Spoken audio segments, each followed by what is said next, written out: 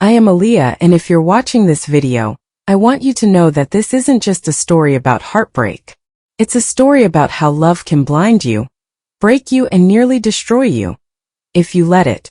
I'm telling it because too many young women like me fall for the wrong kind of love. The kind that wounds instead of heals. Hi and welcome back to my channel. If you're new here, do well to subscribe, like, and hit on notifications. If you're a returning subscriber, thanks for stopping by. I still remember the first time I saw Andrew. It was the first week of college, and I was standing in line at the campus coffee shop, half awake and annoyed. He tapped my shoulder and offered to buy my coffee because, in his words, beautiful girls shouldn't be waiting this long for caffeine. I rolled my eyes, but I let him pay. That's how it started. Andrew was tall, clean-cut, and had that confident way of talking that made you believe every word he said. He played basketball, studied business, and always smelled like expensive cologne. He was the kind of guy girls whispered about when he passed by, and somehow he chose me. We started talking every day after that. He walked me to class, made me laugh, and acted like I was the only girl in the world. He met my friends, charmed my mom over the phone, and asked me to be his girlfriend within 2 weeks. I said yes. At first, being with Andrew felt like living in a movie. He brought me flowers for no reason, left sweet notes in my backpack, and held my hand in public like he was proud to be mine. I fell fast and I fell hard. I was a good student, focused and serious. But slowly, Andrew became the center of my life. I started skipping study groups to hang out with him. I spent less time with my friends because he didn't trust girls who gossip.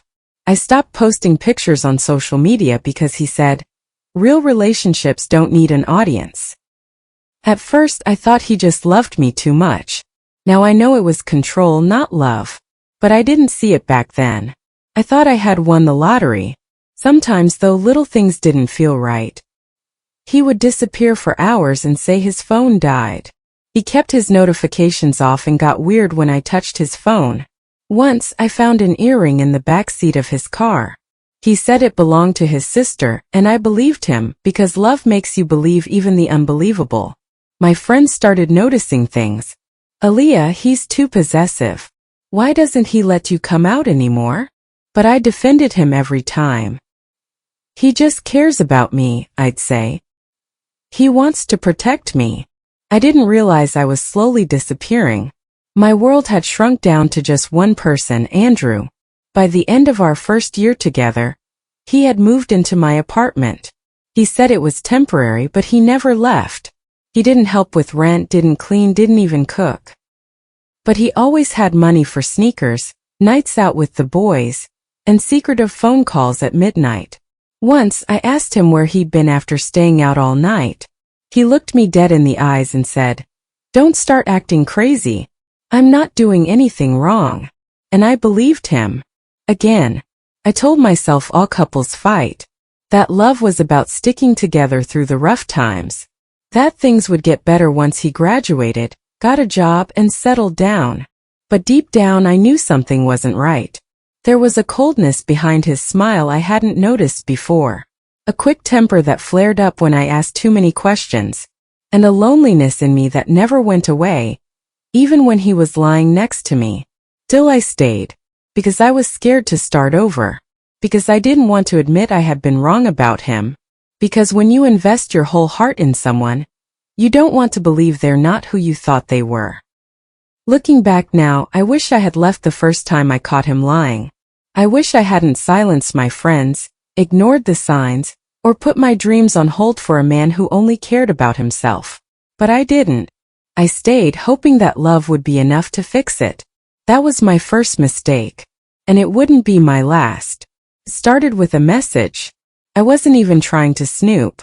I was just grabbing Andrew's phone to check the time. But a text popped up on the lock screen. "Last night was amazing. Same time next week?"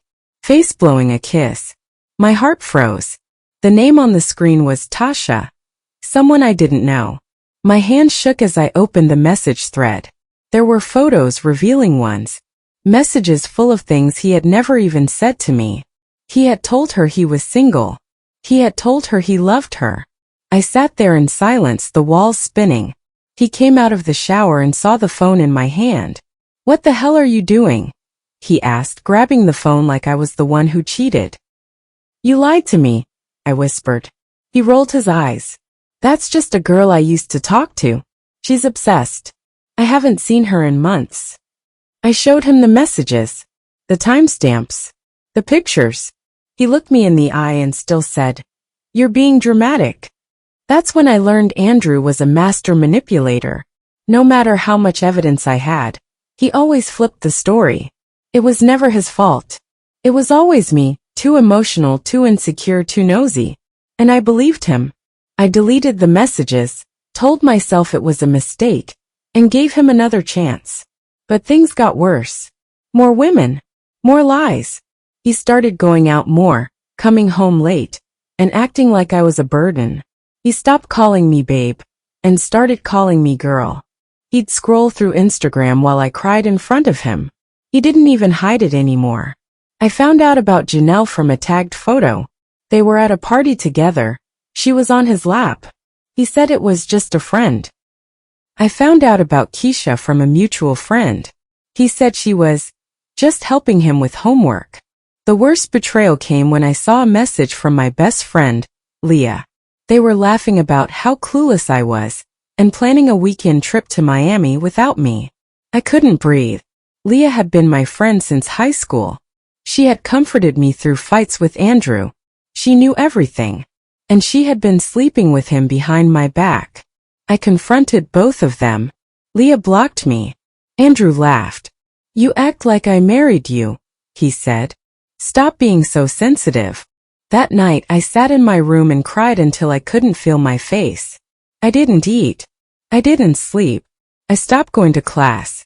My professors emailed. My mom called. I ignored everyone. I felt worthless. How could I have given so much to someone who never even saw me as human? I tried to leave him. I told him it was over. He laughed again. "You'll be back. You're nothing without me." And part of me believed him. I had pushed everyone else away. I had made him my whole world. I had no one left. But I still wanted to believe he could change. So I stayed. Again. We tried going to church together. I suggested therapy. He said, "Therapy is for weak people." He bought me flowers one day, took me out the next, told me he loved me more than anyone ever could. And then 2 days later I saw a video online. Andrew was at a club, dancing with another girl, kissing her like I never existed. I felt something in me break that night. I screamed at him, shoved his things out the door, and blocked him on everything. But the damage had already been done. I had lost my scholarship because I failed 2 classes. My friends were gone. My confidence was shattered. I looked in the mirror and didn't recognize the girl staring back. She looked tired, broken, hollow.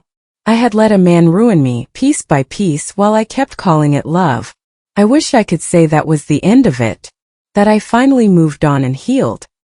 But life isn't that simple, especially when the person who hurt you knows how to keep pulling you back. 3 months after I pushed Andrew out of my life, I found out he had moved in with another girl. Her name was Vanessa. She was pretty, smart, and exactly the type of girl he used to say he didn't want. Independent and outspoken. The worst part? She was pregnant. I saw the announcement on Instagram. A smiling photo of them holding baby shoes. The caption said, "Building our little family. Grateful for a fresh start." It felt like someone had stabbed me in the chest. How could he move on so easily while I was still picking up the pieces of my life? I locked myself in my apartment for 2 days straight. No calls. No lights. Just tears, silence, and endless thoughts of how it had all gone so wrong. I couldn't stop blaming myself. For ignoring the red flags. For staying when I should have left. For letting him shape who I had become. A ghost of the confident girl I once was. That night I swallowed a handful of sleeping pills. I didn't want to die. I just didn't want to feel anymore. I woke up in a hospital bed the next morning. My mother sitting beside me with red eyes and shaking hands. She didn't yell. She just held me. That was somehow worse. A psychologist came in later that day. She asked me why I did it. I told her. Because I gave someone all of me and now I have nothing left. She looked at me gently and said, Aaliyah, love shouldn't destroy you. If it does, it's not love. It's control and pain and power disguised as affection. That hit me harder than anything Andrew ever said. After I was released, I checked into a recovery center for women dealing with emotional trauma. I spent weeks in therapy, group sessions, and journaling. I met other women, some young, some older, who had stories just like mine. One girl, barely 20, had a fiancé who broke her nose during an argument. Another had lost her job and home after a toxic relationship drained her dry. We cried together. We healed together. And slowly I began to find myself again. I learned that love isn't about giving everything and expecting nothing. It's not about ignoring your own needs to keep someone else happy. Real love is patient. It's kind. And most importantly, it's honest. Andrew never loved me. He loved what I gave him. The attention. The care. The loyalty. But he never gave it back. Not truly. I started writing letters to myself. Letters that reminded me of my worth. I looked in the mirror and started to believe that the girl staring back at me still had value, scars and all. I don't talk to Andrew anymore. He tried reaching out once months later, after his relationship with Vanessa fell apart. I didn't reply. That chapter is closed. Now I volunteer once a week at a youth center, talking to girls about relationships, self-respect, and emotional boundaries. I share my story not because I want sympathy, but because I want to prevent someone else from falling into the same trap. Young love is powerful. It feels exciting, intense, and all-consuming. But that doesn't make it right. Sometimes the people who say I love you are the ones who do the most damage. And the biggest mistake we make is thinking we can fix them by loving them harder. If you're reading this and you're in a relationship that makes you feel small, scared, or alone, leave. Don't wait for him to change. Don't wait for the apologies. Don't wait for the flowers after the lies. Your heart isn't a punching bag. Your soul isn't a project. You deserve better. I'm still healing. Some days are hard. Some nights I still dream of the pain. But I'm alive. I'm stronger. And I'm no longer afraid to say, I deserve love that doesn't hurt. To every young woman out there, please don't confuse obsession with love or manipulation with care. Guard your heart. Listen to your gut. And if someone makes you feel less instead of more, walk away. Don't wait until your soul is shattered like mine was. You're not here to be broken. You're here to rise. I know you learned a big one from this story, and you have a message to pass. Let's know your thoughts in the comments section.